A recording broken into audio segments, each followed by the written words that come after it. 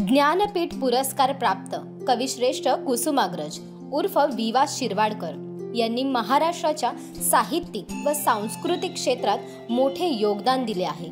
मराठी भाषा ही ज्ञानभाषा होण्यासाठी त्यांनी अथक परिश्रम घेतले आहेत। आपल्या मातृभाषेचा सन्मान आणि जागर व्हावा यासाठी आपण हा दिवस मराठी भाषा गौरव दिन म्हणून साजरा करतो। आपली सर्वांग सुंदर अशी मराठी भाषा संतांच्या अभंगांनी, भारुड, भजन, कीर्तन, ओव्यांनी, साहित्यिकांच्या कथा, कविता, कादंबऱ्यांनी अधिक समृद्ध झाली आहे। ती केवळ एक अभिव्यक्तीचे साधन राहिली नसून महाराष्ट्राच्या संस्कृतीचा आरसा बनली आहे, तसेच महाराष्ट्राची अस्मिता बनली आहे।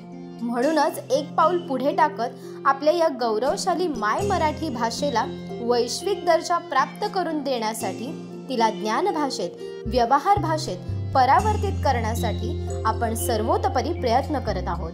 कविवर्य कुसुमाग्रज यांना जयंती दिनी विनम्र अभिवादन। जगभरातील सर्व मराठी भाषिकांना मराठी भाषा गौरव दिनाच्या मनपूर्वक शुभेच्छा।